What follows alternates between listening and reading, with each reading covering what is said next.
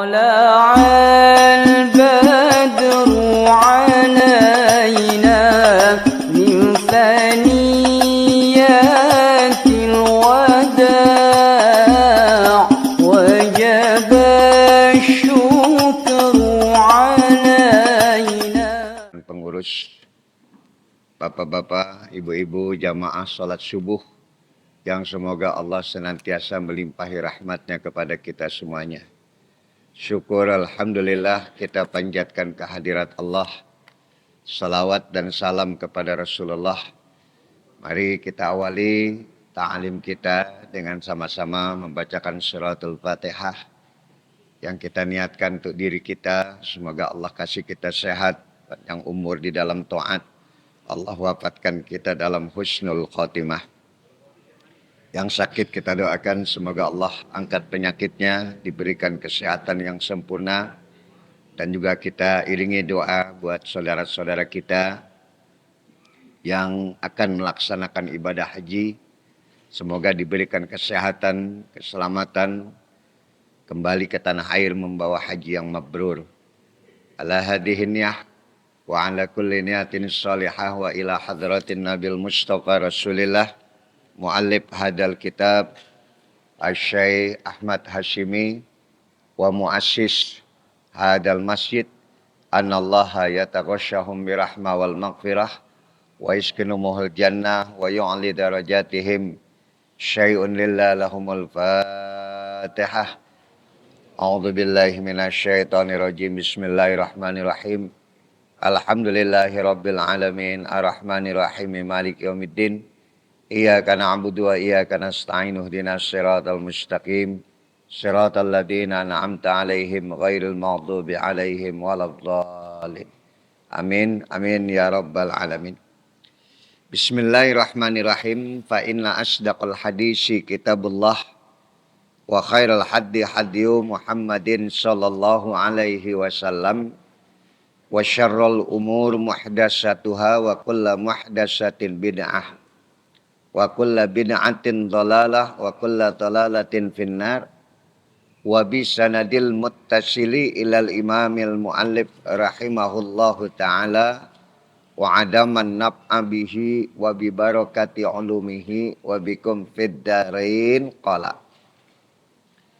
Pada subuh kali ini saya akan bacakan hadis yang diriwayatkan daripada Imam Ahmad dan Sayyidah Aisyah. Jadi hadis ini sahih, di mana dalam hadis ini Rasulullah menerangkan kepada kita tentang perilaku perbuatan manusia yang membawa dosa itu terbagi menjadi 3 bagian.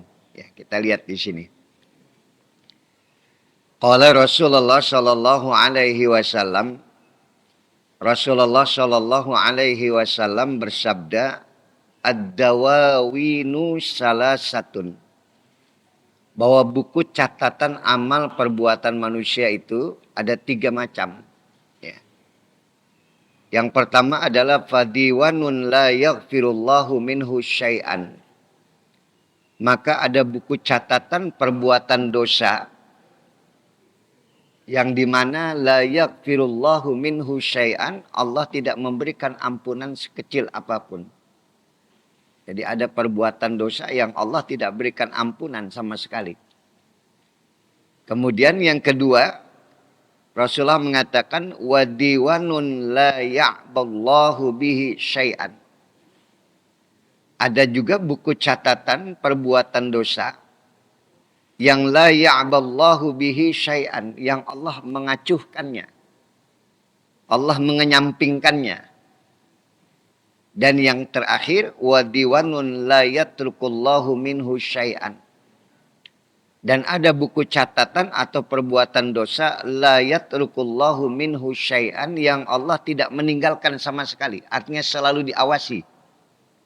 La yatrukullah, Allah tidak meninggalkannya.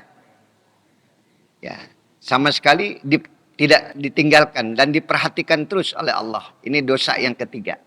Ya, jadi ada 3 Pak ya. Karena bagaimanapun juga dalam hidup kita ini kan ada catatan. Al-Quran dalam surah Yasin dikatakan inna nahnu nuhyil mauta wa naktub ma qaddamu wa atharahum wa kulla syai'in ahsainahu fi imamin mubin. Di dalam surah Yasin dikatakan inna nahnu nuhyil maut. Kami hidupkan kalian dari kematian. Jadi sebetulnya bukan mati hidup atau bukan hidup mati, tapi mati dan kemudian dihidupkan dan kemudian baru dimatikan. Jadi nuhyil maut. Kami hidupkan kalian dari kematian dan wanaktub dan kami mencatat. Artinya di sini domirnya domir jamak. Ya. Jadi bukan aku tetapi kami yang mencatat. Di antara yang mencatat tadi adalah Allah yang paling utama untuk mencatat perilaku perbuatan manusia tadi. Tetapi manusia yang ada di sekitar kita pun ikut mencatat. Bahkan tempat yang sedang kita duduki itu mencatat apa yang kita lakukan hari ini. Maka hidup itu adalah catatan. Jadi nanti buku catatan itu dibuka oleh Allah. Dan semua perbuatan-perbuatan kebaikan dan dosa itu akan diperlihatkan kepada kita. Wa naktub ma qaddam, dari mulai awal kehidupan manusia dan kemudian menjelang dia menjadi anak-anak sampai kemudian dia dewasa, wa naktub ma qaddam, ke depan. Dan ternyata ada kalimat akhir yang dikatakan wa atharohum, dan kemudian bekas daripada hidup kita itu juga jadi catatan. Athar itu bekas. Banyak saudara-saudara kita yang hari ini tidak duduk lagi bersama kita, sudah wafat meninggal dunia. Kita punya catatan buat mereka. Dan catatan kebaikan itu terus mengalirkan kebaikan-kebaikan dia di alam barzakh. Asar bekas hidup. Anak kita itu menjadi catatan buat kita. Masjid yang kita bangun menjadi catatan buat kita. Pesantren yang kita bangun menjadi catatan buat kita. Jadi bekas hidup itu terus berjalan. Sampai nanti kita dibangkitkan yaumul ba'ats akan diperlihatkan buku catatan tadi. Nah ini ada 3. Yang pertama kata Nabi adalah ad-diwan, yaitu catatan atau dosa la yaghfirullah. Allah tidak memberikan ampunan sama sekali. La yaghfirullahu minhu syai'an. Yang kedua wad-diwanun, dan catatan la ya'ballahu bihi syai'an. Artinya Allah mengenyampingkan, mengacuhkan. Dan yang ketiga adalah diwanun la yatrukullahu minhu syai'an. Dan ada satu perbuatan dosa la yatrukullah. Artinya Allah selalu mengawasi. Ya, selalu memantau, melihat dari perbuatan dosa yang dia lakukan. Apa saja kita lihat di sini. Fa'amad diwanul ladzi la yaghfirullahu minhu syai'an. Adapun satu perbuatan dosa yang Allah tidak memberikan ampunan sekecil apapun adalah fal isyraku billah. Orang yang melakukan kemusyrikan. Jadi orang yang menyekutukan Allah. Yang menjadikan materi benda itu menjadi Tuhan buat dirinya. Ini adalah dosa yang sangat besar. Yang sama sekali Allah tidak memberikan ampunan. Ketika kita bersandar kepada manusia, ketika kita bersandar kepada partai kita, dan partai itu menjadi kehidupan buat kita, menjadi sandaran buat kita. Dan ketika kita bersandar kepada dunia yang kita miliki, itu adalah berhala-berhala kemusyrikan yang zaman sekarang ini berbeda dengan zaman-zaman terdahulu. Kalau dulu kita lihat yang namanya kemusyrikan itu adalah dalam bentuk keberhalaan. Patung-patung yang disembah. Sekarang ini yang disembah itu bukan patung lagi, Pak. Kekuasaan itu jadi sesuatu. Partai itu menjadi sesuatu. Dunia itu menjadi sesuatu buat kita. Maka ini dosa yang sama sekali tidak diberikan ampunan oleh Allah Subhanahu wa taala. Yang kita sering tidak sadar bahwa hidup kita ini bergantung kepada Allah, bukan bergantung kepada benda, kepada materi. Al-isyrak billah. Datang kepada dukun, percaya kepada paranormal, percaya kepada ini. Kita seringkali tidak bersandar kepada Allah. Kita lihat bagaimana Nabi Allah Ibrahim betul-betul mensucikan, memurnikan keakidahannya. Bagaimana gantungannya, sandarannya adalah Allah. Allahus Somad, Allah tempat bersandar. Makanya kalau Bapak buka di dalam surah Al-Ikhlas. Dalam surah Al-Ikhlas isinya itu adalah tauhid. Mengesahkan Allah. Itu 4 ayat isinya sama, tauhid semua. Qul huwallahu ahad. Katakanlah Allah itu esa, satu. Allahus Somad, Allah tempat sandaran kita, berarti satu. Nggak ada yang lain sandaran kita kecuali satu. Allahus Somad. Lam yalid wa lam yulad, tidak beranak dan tidak diperanakan, berarti satu. Walam yakul lahu kufuwan ahad, tidak ada sekutu baginya, berarti satu. Maka akidah murni itu ada di dalam surah Al-Ikhlas. Maka Al-Quran ada 3 bagian dalam kandungan Al-Quran, sepertiga kandungan itu berisi Al-Ikhlas. Maka siapa yang membaca surah Al-Ikhlas 1 kali, sama dia seperti membaca sepertiga kandungan daripada Al-Quran. Al-Quran itu dibagi 3 bagian, Pak. Ada tauhid, kemudian ada ubudiyah, dan kemudian ada hukum. Dibagi 3. Maka sepertiga kandungan daripada Al-Quran berisi ketauhidan, keesaan Allah. Maka 4 ayat yang ada di dalam surah Al-Ikhlas isinya adalah tauhid. Allah yang satu. Siapa yang membaca surah Al-Ikhlas 1 kali, kata Nabi, sama seperti dia membaca sepertiga kandungan daripada Al-Quran. Pahala orang yang membaca surah Al-Ikhlas 3 kali sama seperti dia menghatamkan Al-Quran.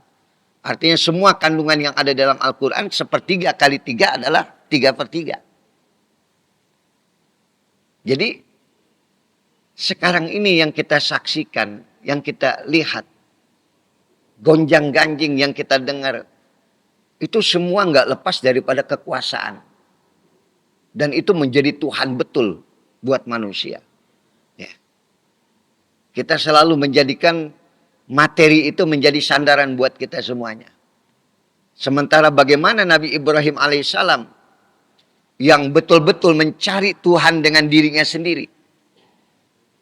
Dia menanamkan akidah yang kuat pada dirinya. Kita ingat cerita bagaimana ketika Nabi Ibrahim akan dilempar dalam kobaran api. Pada saat sudah mulai diikat oleh Raja Namrud dan akan dilemparkan dalam kobaran api, saat itu datanglah Jibril kepada Nabi Ibrahim menawari bantuan.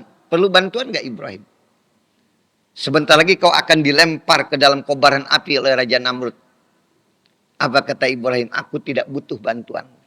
Kenapa? Kata Jibril. Sebab engkau makhluk. Api adalah makhluk.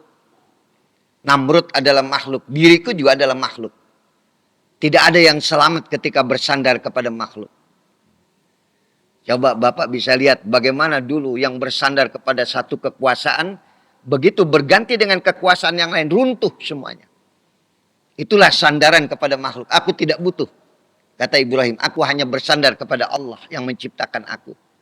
Dia adalah sang Khalik yang menciptakan seluruh makhluk. Ditinggalkan oleh Jibril. Dan apa yang terjadi, Pak? Ketika Nabi Ibrahim dilempar dalam kobaran api, maka saat itulah sang pencipta api mengatakan kepada api, Ya narukuni bardan wassalaman ala Ibrahim.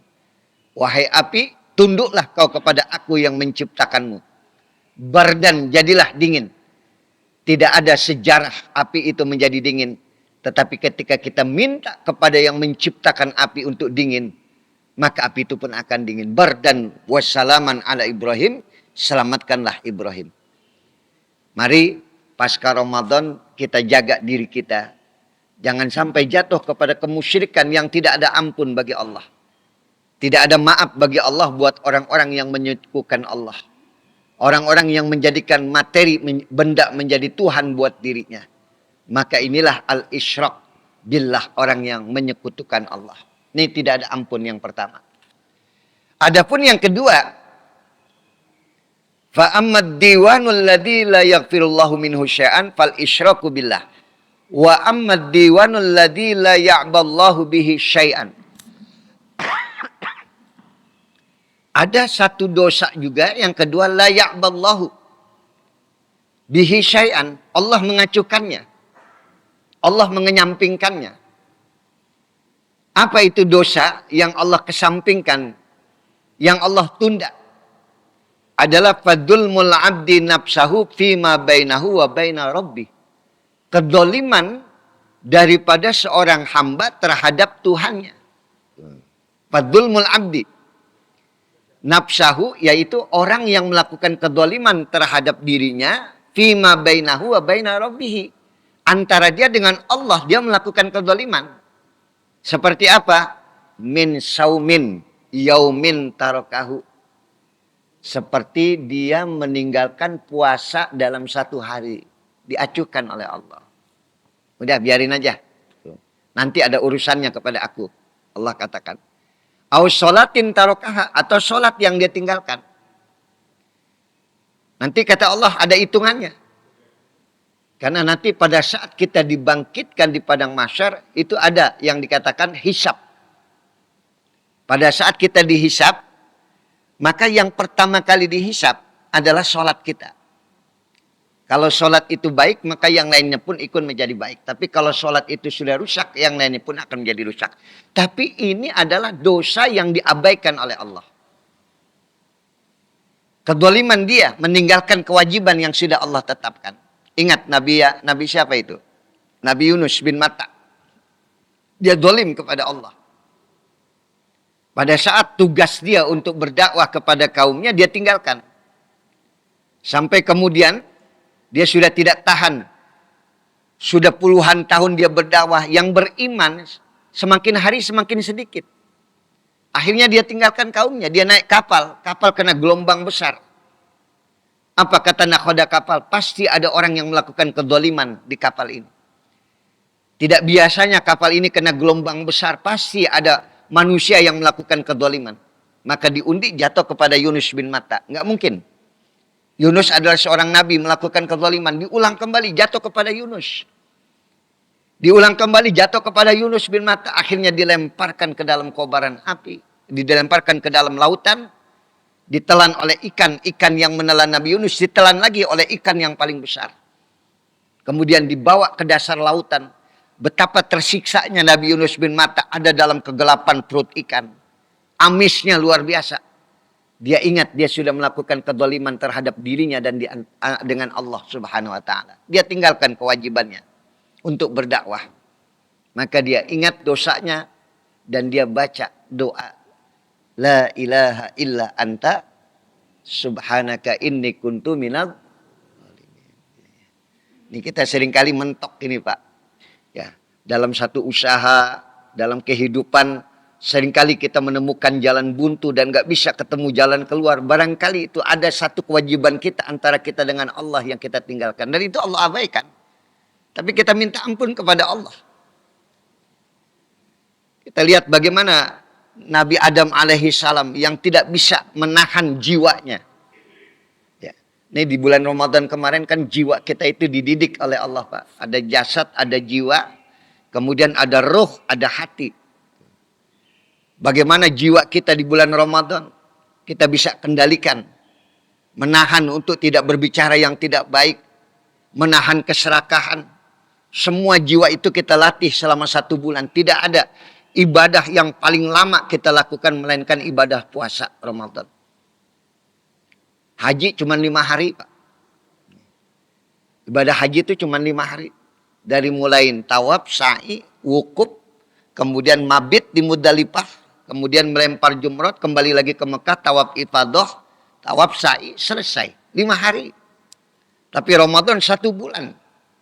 Bagaimana jiwa kita? Lihat. Bagaimana Nabi Yunus bin Matta. Ya, dia nggak bisa menahan jiwanya. Dia memberontak. Padahal tugas dia adalah berdakwah. Adapun yang menerima atau tidak dakwah itu bukan urusan dia. Itu urusan Allah Subhanahu wa ta'ala. Dan kita lihat bagaimana Nabi Adam tidak bisa menahan jiwanya. Ini sudah banyak kenikmatan dari surga yang kau nikmati Adam. Jangan dekatin pohon ini. Kalau kau dekatin pohon ini kau akan celaka Adam. Tapi tergoda oleh syaitan. Maka terusir dari surga. Tapi kita lihat bagaimana Yunus bin Matta. Juga sama. Dan lihat bagaimana Nabi Yusuf alaihissalam dia bisa menahan gejolak jiwanya. Ada dalam satu kamar. Digoda oleh perempuan cantik yang punya kekuasaan. Tapi dia bisa menahan diri. Jiwanya dia jaga dengan baik. Sampai dia tidak tergoda oleh perempuan yang mencintai dirinya. Dan apa yang terjadi ketika dia jadi raja pun dia tidak ingin menikahi wanita itu. Dia jaga terus jiwanya sampai di puncak daripada kenikmatan ketika berkuasa. Apa yang diminta oleh Nabi Yusuf alaihissalam. Ya Allah, semua kenikmatan dunia sudah aku dapatkan. Aku sudah bisa bertemu dengan orang tuaku, Yakub. Yang berpuluh tahun aku terpisah. Aku sekarang redha ya Allah. Tawaffani. Matikanlah aku ya Allah. Bayangkan di puncak minta kematian bukan minta nambah lagi Pak. Orang seringkali nggak kuat ketika sudah duduk pada kekuasaan. Dia ingin terus berkuasa. Tapi Nabi Yusuf alaihissalam dia bisa melatih jiwanya ketika sudah sampai di puncak. Dia sudah jadi raja. Dia katakan kenikmatan semua sudah aku rasakan ya Allah. Kenikmatan bisa bertemu dengan kedua orang tuaku yang berpisah. Matikanlah aku ya Allah. Ini luar biasa nih. Ya, makanya kalau orang sudah bisa mengelola jiwanya dengan baik Pak. Kenikmatan dunia itu nggak ada rasanya. Kecuali kenikmatan bertemu dengan Allah subhanahu wa ta'ala. Nah kita lihat kembali tadi. Dosa yang diabaikan oleh Allah adalah dosa antara kita dengan Allah. Meninggalkan sholat. Meninggalkan puasa. Melakukan perbuatan dosa. Diabaikan oleh Allah. Nanti ada hitungannya kata Allah. Ya, aku akan hitung mana kebaikan yang dia lakukan dengan perbuatan dosa yang dia kerjakan. Maka sekali lagi jangan sampai ya kita melakukan perbuatan dosa kepada Allah. Adapun kalau sudah terlanjur kita melakukan perbuatan dosa, kita beristighfar kepada Allah. Kenapa di sini Allah katakan ya fa innallaha ta'ala yaghfiru dzalika. Maka Allah akan memberikan ampunan terhadap dosanya insya'a. Kalau Allah berkehendak. Wa yatajawaz dan bebas dia dari segala perbuatan dosanya. Jadi itu tergantung Allah itu. Ya. Dulu masa muda kita sering meninggalkan puasa. Masa muda kita sering meninggalkan sholat. Nah, kita minta kepada Allah. Kalau Allah mau Allah ampunkan. Kalau tidak ya Allah siksa. Dan yang terakhir adalah wa ammad diwanul ladzi la yatrukullahu minhu syai'an. Yang ketiga adalah dosa yang sama sekali tidak dilepas oleh Allah. Selalu dalam pengawasan Allah. Dosa apa? Fama dhalimul abdi bainahum. Dosa antara hamba dengan hambanya. Hamba dengan hamba yang lain. Antara kita sesama kita. Ketika kita melakukan kedoliman. Itu selalu diawasi oleh Allah. Karena Allah tidak berhak untuk memberikan ampunan kecuali orang yang dia zalim itu memberikan ampunan, memberikan maaf. Kita mengambil tanah seseorang. Ingat tuh Pak, nikmat. Merampas tanah orang itu nikmat. Kita merasa jumawa. Tapi itu selalu dalam pengawasan Allah. Kapan waktunya dia kembalikan tanah tadi? Kapan waktunya dia meminta maaf kepada orang yang dia ambil haknya? Baru Allah memberikan maaf. Tapi kalau dia tidak mengembalikan sampai dia mati, maka Allah tidak akan memberikan ampunan sama sekali. Kecuali orang yang dia dolimi memberikan keredoan terhadap dirinya. Makanya masih ingat pelajaran yang kita pernah pelajari Pak. Ada 7 proses yang harus kita lewati. Pertama sebelum masuk ke dalam surga ada 7. Pertama mati. Kemudian yang kedua alam bardah. Dan yang ketiga adalah yaumul ba'as, hari kebangkitan. Kemudian yang keempat adalah dihisab. Yang kelima adalah di mizan, ditimbang. Dan yang keenam adalah lewat siratal mustaqim. Ketika 6 ini sudah selamat. Dia bisa lalui dengan selamat. Tapi yang terakhir. Ini yang paling berat. Ini yang tadi saya katakan. La yatrukullahu bihi syai'an. Allah selalu memantau. Sampai hari kebangkitan Allah memantau. Allah mengawasi. Ketika yang ke-7 ini akan dia lewati, al-wuquf baina yadayillahi ta'ala idza ta'allaqal madlum bizalimin. Ketika wanginya surga sudah tercium. Sudah kelihatan surga yang bakal dia tempati karena 6 ini sudah dia lewati. Dari mulai dia dihisab di medan lewat sirat selamat, tapi ketika kaki akan melangkah masuk ke dalam surga Allah katakan stop. Ini ada perbuatan dosa yang ketiga ini yang kita bicarakan. Dulu pernah kau ambil tanah saudaramu. Hari ini dia minta keadilan kepada aku. Kembalikan. Apa katanya? Saya nggak punya apa-apa lagi. Tanah saya nggak bawa. Waktu mati saya tinggalkan semua. Bayar. Bagaimana cara membayarnya? Ambil puasanya. Berikan kepada saudaranya. Ada lagi yang datang, ya Allah, dia juga dulu telah merampas tanah saya. Ambil hajinya, berikan kepada dia. Seluruh kebaikannya habis. Anda bisa bayangkan, koruptor itu nanti di akhirat dia harus mengembalikan semua yang pernah dia rampas dari hak rakyat tadi. Mau dia bangun masjid 10 nggak ada apa-apanya. Kalau dia sudah merampas hak. Dia mau berangkatkan orang umroh, dia mau berangkatkan orang haji. Tapi dia sudah merampas hak orang lain. Dia harus kembalikan semua. Ini yang dikatakan la yatrukullahu bihi syai'an. Allah selalu mengawasi sampai nanti dibangkitkan di hari kiamat. Sampai ketika dia akan masuk ke dalam surga. Udah selesai belum urusan ini. Kalau urusan yang ini belum selesai. Bagaimana jatah haji dia ambil semuanya. Dia uangkan dia ini. Nanti yang berapa ribu waktu itu, 2.000 hak orang yang haji. Yang hilang sampai ini orangnya di mana Pak? Nanti di akhirat dia akan bertanggung jawab. Kembalikan semua hak orang yang untuk berangkat ibadah haji. Sekarang kau boleh lepas daripada pantauan. Kau bisa lari daripada hukum. Nanti di akhirat. Ini yang selalu dosa diawasi oleh Allah Subhanahu wa ta'ala. Wa diwanun la yatrukullahu bihi syai'an. Yaitu dosa yang tidak dilepas oleh Allah. Selalu diawasi oleh Allah. Maka mohon maaf, kalau andai kata kita pernah mengambil hak orang lain, mengambil hak pegawai kita, cepat sebelum kita mati kita kembalikan semuanya. Kita pernah mengambil tanah saudara kita, tanah keluarga kita, kita kembalikan. Ngeri Pak.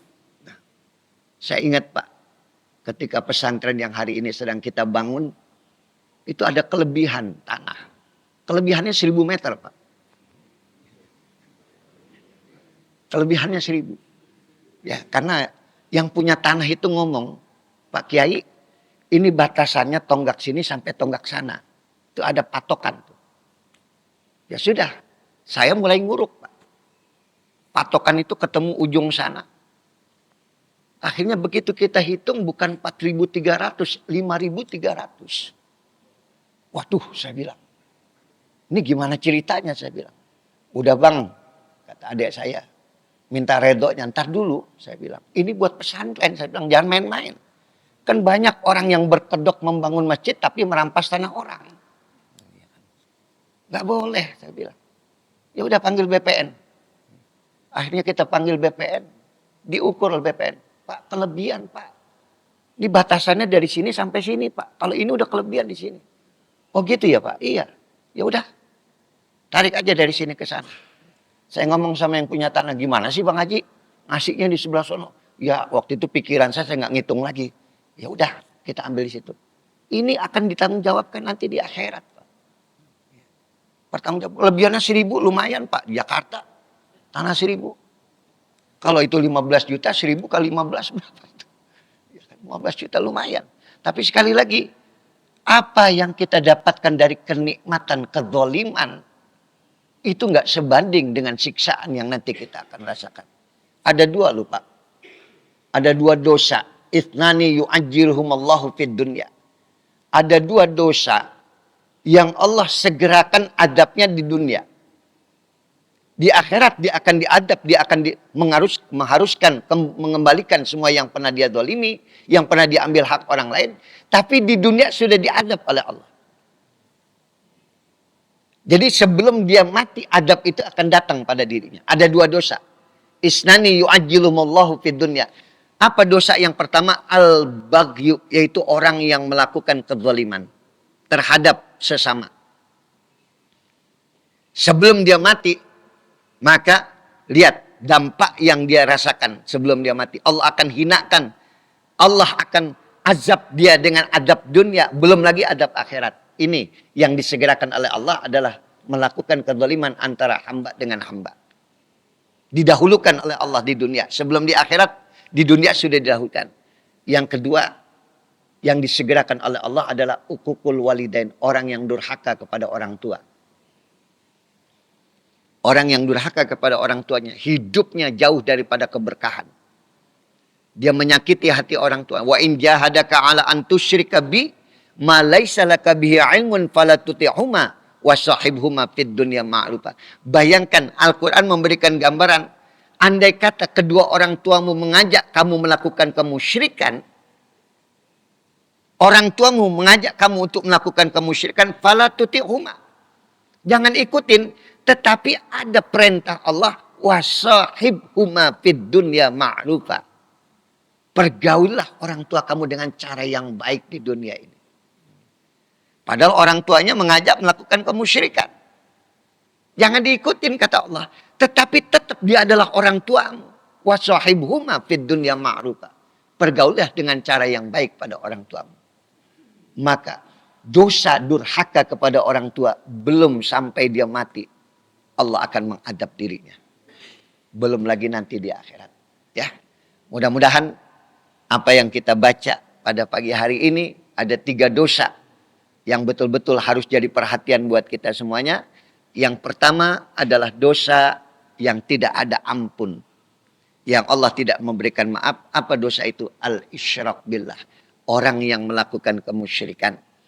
Yang kedua adalah dosa la ya'ballahu bihi syai'an, dosa yang diabaikan oleh Allah. Artinya ditunda oleh Allah. Ya, nanti aja, ini urusannya antara aku dengan dia. Ya, nanti kita lihat nih Pak. Masih ingat pelajaran yang pernah juga saya sampaikan ketika dipanggil kita satu-satu oleh Allah dan dibacakan dosa-dosa kita. Nur Sofa, ata'rifu dzamba kadza? Ini dosa kamu bukan? Iya ya Allah, saya pernah meninggalkan sholat, saya pernah meninggalkan puasa. Pak Ketua Masjid, ini dosa kamu bukan? Iya ya Allah. Semua dipanggil satu-satu. Karena Nabi minta di akhirat, ya Allah, apabila nanti umatku dihisap, aku minta jangan sampai ada umat lain yang tahu. Aku malu kalau sampai dosa umatku diketahui oleh umat yang lain. Allah katakan, aku yang akan periksa langsung. Dipanggil satu-satu. Semua dibacakan. Ata'rifu dzamba kadza? Ini dosa kamu bukan? Iya ya Allah. Ini dosa kamu bukan? Iya ya Allah. Wa qarrarahu bidzunubihi. Dibacakan semua dosa-dosa yang pernah kita lakukan. Apa yang dikatakan oleh Allah? Fa inni qad satartuha 'alaika fid dunya. Dosamu waktu di dunia aku yang menyembunyikan, kata Allah. Sampai istrimu nggak tahu kau melakukan dosa. Anakmu nggak tahu kau melakukan dosa. Kalau istrimu tahu kau melakukan dosa, sudah ditinggal kau dengan istrimu. Kalau sahabatmu tahu kau melakukan dosa, kau sudah tidak punya sahabat. Semua yang menyembunyikan dosa itu adalah aku, kata Allah. La ya'ballahu bihi. Biarin aja, kata Allah. Aku abaikan. Jangan dikasih tahu, jangan diungkap. Ya, nanti ada hitungannya antara dia dengan aku, kata Allah. Dan selanjutnya apa yang Allah katakan? Wa ana aghfiruha lakal yaum. Hari ini dosamu semua aku ampunkan. Fayu'ta kitabah hasanatihi biyaminihi. Maka diberikanlah buku catatan itu dengan tangan kanan. Begitu dia buka, sudah nggak ada lagi dosa-dosanya. Ini yang kalau Allah mau, Allah ampunkan. Kalau tidak, tidak Allah ampunkan. Cuman kita bisa ngambil konklusi Pak, kesimpulan. Kalau sampai hari ini, dosa kita masih nggak ada yang tahu. Dosa kita masih disembunyikan oleh Allah. Berarti ada kemungkinan Allah akan memberikan ampunan kepada kita. Tapi yang repot kalau dosa kita udah dibuka sama Allah. Berarti orang itu sudah kelewat batas melakukan perbuatan dosa. Sampai dipertontonkan kepada seluruh rakyat. Ini loh dosanya. Dia mengambil hak orang lain. Dia mengambil ini. Berarti bukan lagi urusan antara dia dengan Allah. Urusan antara dia dengan hamba Allah. Yang paling ini kalau sudah dosa antara kita dengan kita. Bisa dibuka.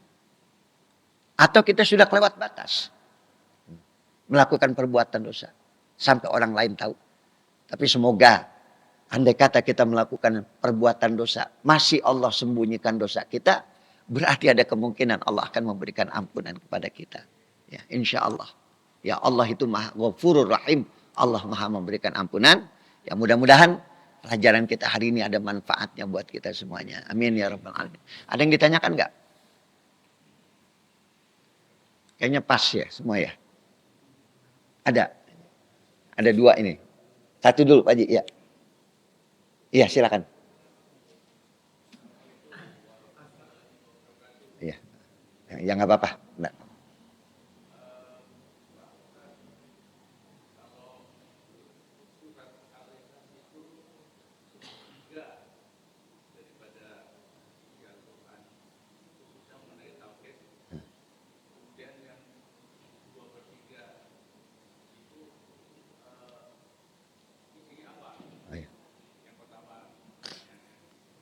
Kemudian yang kedua,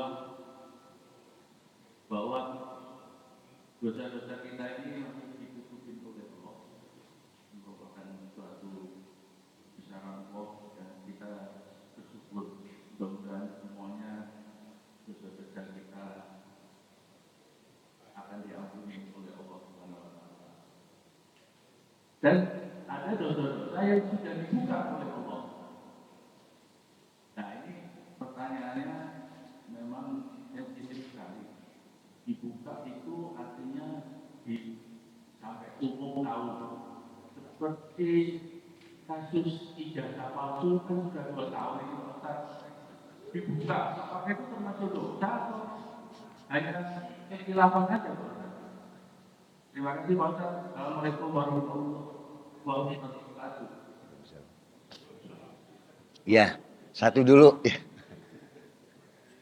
Ini kayaknya pertanyaan yang kedua nggak perlu saya jawab itu ya kan. Ya, jawabannya sudah ada di apa? Di YouTube semuanya Bapak bisa lihat itu. Ya. Ini nyamber aja ini Pak. Yang pertama tadi dalam surah Al-Ikhlas itu 4 ayat kan isinya tauhid. Qul huwallahu ahad. Katakanlah Allah itu satu. Allahus somad. Allah tempat bersandar. Sandarannya berapa? 1. Lam yalid walam yulad. Tidak beranak dan tidak diperanakan. Berarti berapa? 1. Walam yakul lahu kufuwan ahad. Tidak ada sekutu baginya. Berarti 1. Jadi 4 ayat itu berisinya tauhid. Sementara Al-Quran itu terbagi menjadi 3 bagian. Ketauhidan, tauhid, kemudian ubudiyah, kemudian hukum. Ada ubudiyah, tata cara kita beribadah itu ada di dalam Al-Quran. Dan lebih detail lagi nanti di dalam hadis-hadis Nabi. Bagaimana kita melakukan ibadah haji. Manasiknya ada. Nanti lebih diterangkan lagi di hadis-hadis Nabi. Kemudian ada lagi hukum-hukum yang ada dalam Al-Quran. Jadi kandungan sepertiga Al-Quran adalah surah Al-Ikhlas. Maka ada yang mengatakan siapa yang membaca surah Al-Ikhlas 3 kali berarti kan sepertiga kali 3. Khatam Quran. Gimana kalau semua ayat kita baca? Semua surah kita baca. Al-Ikhlas itu fadilat. Keutamaan surah Al-Ikhlas. Ya. Adapun tadi yang kedua. Dosa yang dibuka itu seperti apa? Biasanya Allah membuka perbuatan dosa antara hamba dengan hamba. Kalau antara hamba dengan Allah. Nah itu Allah masih tutupin. Tapi kalau sudah kelewat batas. Dibuka juga sama Allah. Udah nggak layak, udah nggak pantas orang ini melakukan dosa ini. Ya. Udah keterlaluan dia melakukan dosa. Dibuka sebagai apa? Sebagai ibroh pelajaran buat yang lainnya tadi. Ya. 1, Bapak bisa lihat.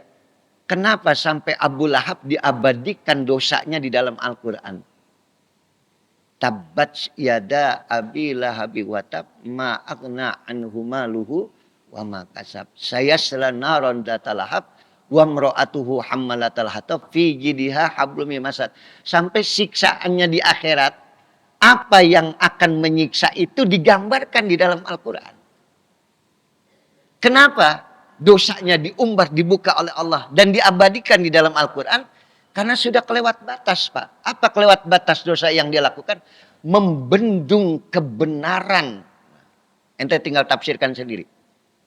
Membendungkan kebenaran yang ingin Allah sampaikan melalui lisan Nabi Muhammad SAW.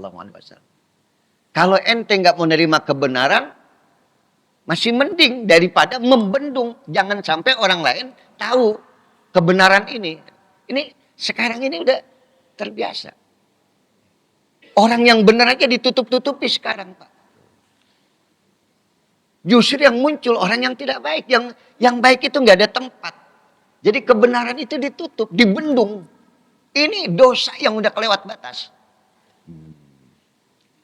Nanti kau nasibmu sama seperti Abu Lahab itu. Sepanjang sejarah orang membaca semua siapa yang membendung kebenaran tadi. Udah, tafsirnya itu aja ya. Jangan panjang-panjang. Ya. Pak Haji, satu lagi.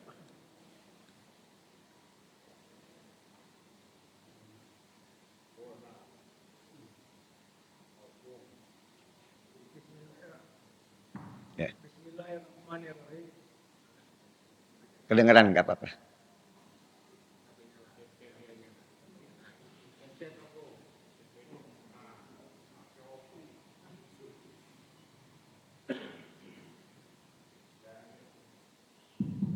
Bismillahirrahmanirrahim. Assalamualaikum warahmatullahi wabarakatuh. Waalaikumsalam. Ustaz dalam hadis Bukhari dikatakan tangan di atas lebih baik daripada tangan di bawah. Memberi lebih baik daripada meminta.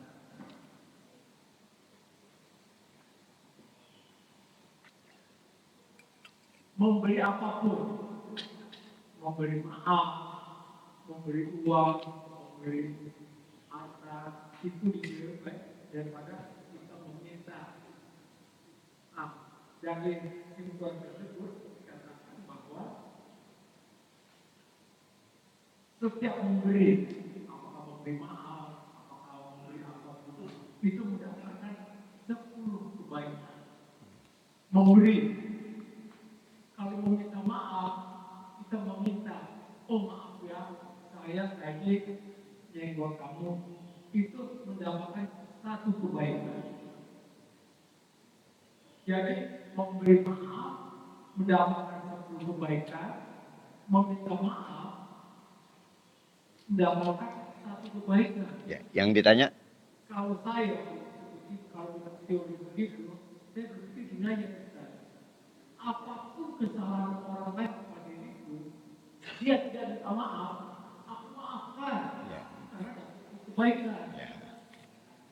Saya tidak mau memikirkan bahwa dia harus minta maaf. Maaf apa? Ya, ya. Saya berbuat dosa kepada Bapak. Kalau saya selagi saya maafkan aja. Tanpa kamu minta maaf kepada saya maafkan. Saya dapat kebaikan. Ya. Pertanyaannya. Dalam arti dengan kesimpulan itu gimana? Iya. Saya, Oh ya. Pokoknya saya maafin. Lu nggak minta maaf, gue maafin. Ya. Ya udah, paham. Ya. Lu nggak minta, gue kasih nih. Ya. Uang, ini gue kasih. Ya. Makanan gitu. Ya. Demikian. Ya. Assalamualaikum warahmatullahi wabarakatuh. Waalaikumsalam warahmatullahi. Ya, Bapak Ibu jamaah yang mulia, ini soal maaf dan memaafkan. Ya. Saya mau tanya secara nalar logika, beratan mana memberi maaf atau meminta maaf? Memberi maaf jauh lebih berat daripada meminta maaf. Ya, orang masih tersakiti hatinya, masih tergores hatinya, kemudian tiba-tiba dia minta maaf. Maaf ini ya kemarin, mungkin waktu saya masih muda, ya, itu ada tanah kamu yang saya ambil, saya serobot 100 meter. Saya minta maaf. Ya udah saya maafkan, kembalikan. Ya, tapi kalau Bapak katakan, ya sudah saya maafkan. Apalagi adik sendiri, saudara sendiri. Udah, saya anggap lunas semuanya. Itu yang tadi, la yatrukullahu bihi syai'an.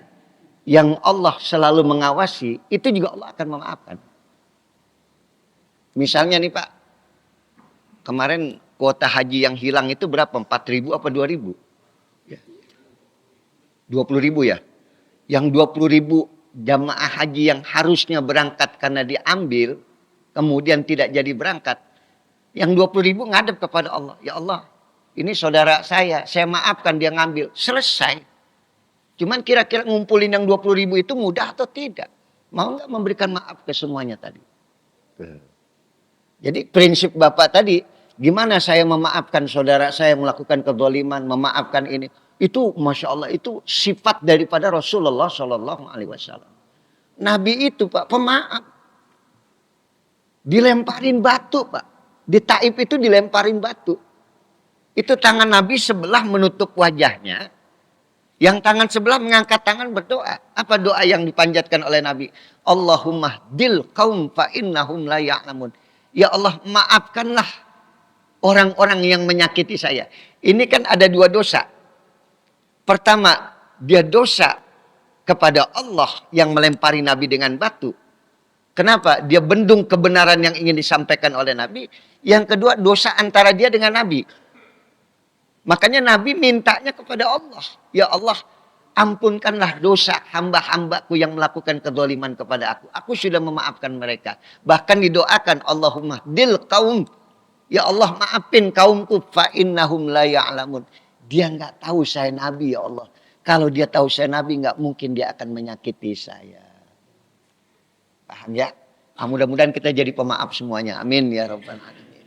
Nanti kira-kira Bapak boleh tes tuh sama saudara Bapak yang barangkali ya dulu pernah kita ambil tanahnya 100 meter. Maafin saya ya gitu ya. Kalau ente nggak maafin, ente nggak ngaji sih tadi ada ini tuh. Ya insya Allah mudah-mudahan. Amin ya Rabbal Alamin. Udah cukup ya. Mari sama-sama kita tutup taklim kita pada pagi hari ini, subuh kali ini dengan doa kafaratul majlis. Bismillahirrahmanirrahim. Subhanakallahumma bihamdika. Asyhadu an la ilaha illa anta astaghfiruka wa atubu ilaik. Wassalamualaikum warahmatullahi wabarakatuh.